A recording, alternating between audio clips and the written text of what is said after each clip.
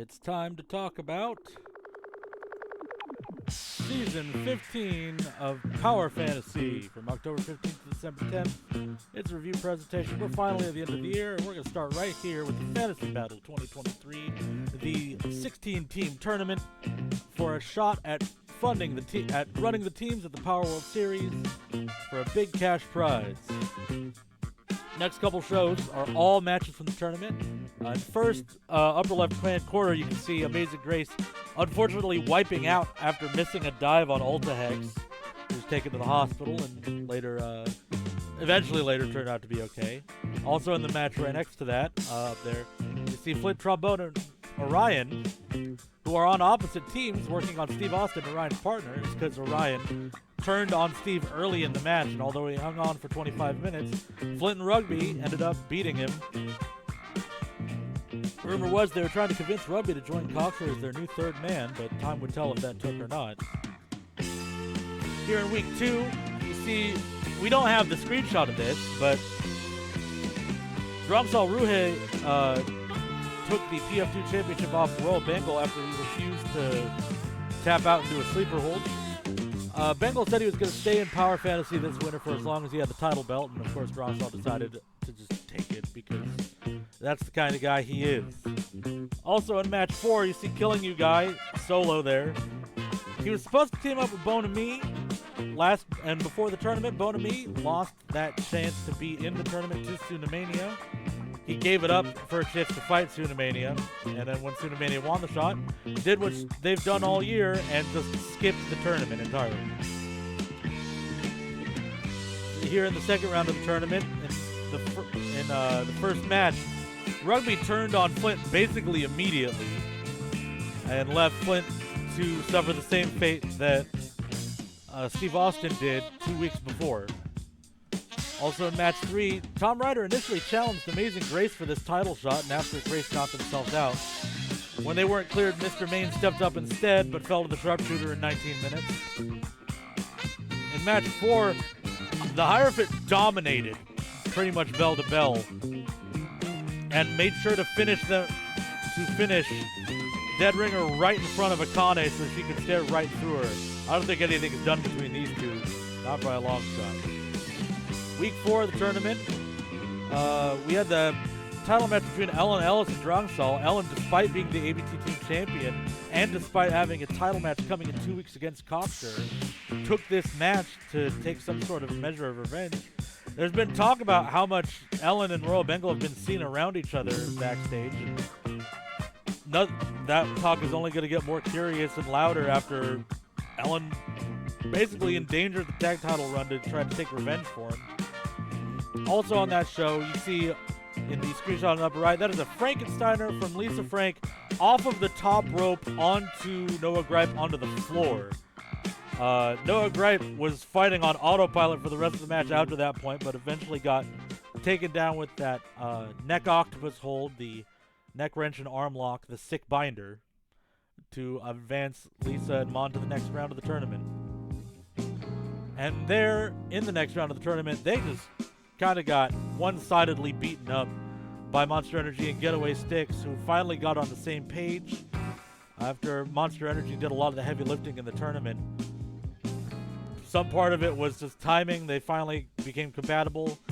You wonder how much damage that match against Noah and the Hierophant did to Lisa and Mon, but either way, it sent Monster Energy and Getaway Sticks to the finals. Also on this show, Amazing Grace was medically cleared and received her challenge against Tom, but only fell to the sharpshooter anyways. Also, you'll see in match 3, it says Ulta Mashley with Mona Lisa Handler. It was Irwin and Mona Lisa teaming through the tournament, but Irwin no-showed this match because he was done teaming with his mother, it seemed like. This leads us to the end of the fantasy battle. Here's the whole bracket. That is a lot of people to get through to get to the finals of this tournament, but Monster Energy and Getaway Sticks did just that.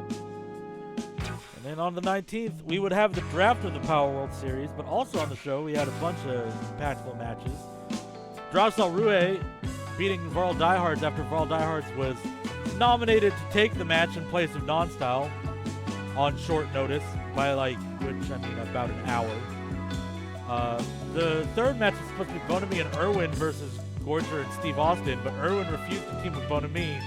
And having had enough of all this attitude Irwin's been having since coming back to suspension, Bonami accepted and they went to war with each other in this match. Though nothing definitive, as Steve Austin got the final, got the finish against Gorger by submission. And then in the main event, Cocksure took advantage of the damage done by that match against Drangsal. You see on Ellen's forehead, the cut had reopened from the stitches.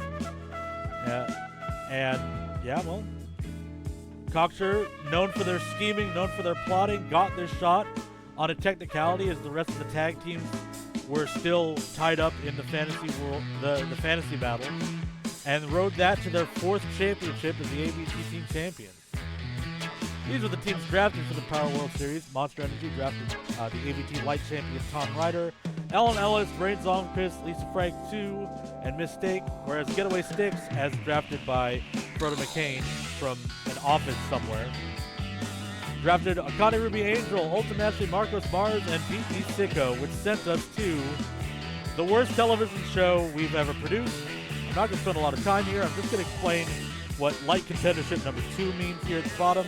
That was supposed to be for in case Tom Ryder didn't defend the belt at the Power World Series, but the language of that was written so weirdly that Trash GPT actually has until next year sometime to cash in this contract for the Light Championship title match. That takes us to the Power World Series on December 3rd. A lot of monumental matches happened. Match 3 being a 4-way between wrestlers banned from the Power World Series after a bunch of legal moves done by Akane Ruby Angel. We also had the Loser Leaves Power Fantasy match between Tsunamania and Killing You Guy, a war where Tsunamania finally, after 30 minutes, forced a submission. That chicken wing crossface proving to be too hard to escape from, and sending Killing You Guy out of Power Fantasy. And then the Power World Series, Team Monster Energy was victorious in the end against Team Getaway Sticks, but it came down to the last match between Lisa Frank 2 and Ultim Ashley. By the way, this was a 5-on-5 series, not a 9-on-9 as it had been in years past. Also thanks to legal stuff from Akane. And also thanks to legal stuff from Akane, the title therefore became the ABT Grand Championship. It'll be funny in a second. It took Lisa Frank 2 40 minutes to dispatch of Ultim Ashley, but she finally did it with a sick binder, that neck wrench. It's kind of like a desperation submission, forcing all of the strength out of the arms and neck. It is a tricky thing to get out of, and Ultim Ashley ended up caving to the pressure on her own neck, which makes sense. You only get the one neck. And then our last episode, December 10th, finally brought us home and included its own set of important matches. Number 2 being between Phoebe Keto and John Bobson on that aforementioned worst show we ever ran. Keto got beaten up by the Ruby Angels when John Bobson had second thoughts about fighting inside the ring. Ended up to them getting counted out. Keto slapped Bobson after the match, and that aggression mounted up into this match that Keto ended up winning. Also in match 4, Bonami was supposed to fight Erwin Handler here, but Erwin no-showed. And Bonami had been jumped the night before, but wouldn't say anything about who had done it or what had happened. He came out for a fight and was met by Tsunamania instead.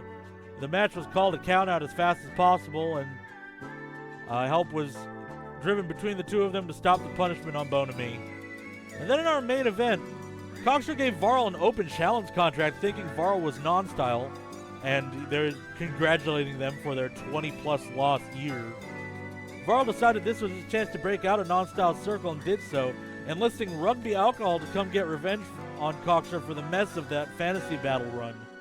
And Varl and Rugby Alcohol ended up taking the ABT Team Championship, ending the 4th run of Cocksure in just 3 weeks, and sending us into the new year with the most unlikely tag team champions I could think of. And that's it for this season.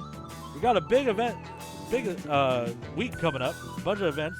Join us live on Wednesday at the PFU Center for our one live broadcast of the year featuring 2 Battle Royales between all of our dorks. On December 17th, we'll have the send-off episode which is 5 matches of unusual construction, including every ABT champion against each other. And then the day after that, the Power Fantasy Awards, our year-end awards, will open. You can come vote on our 5 year-end awards and name Power Fantasy's top wrestlers of 2023.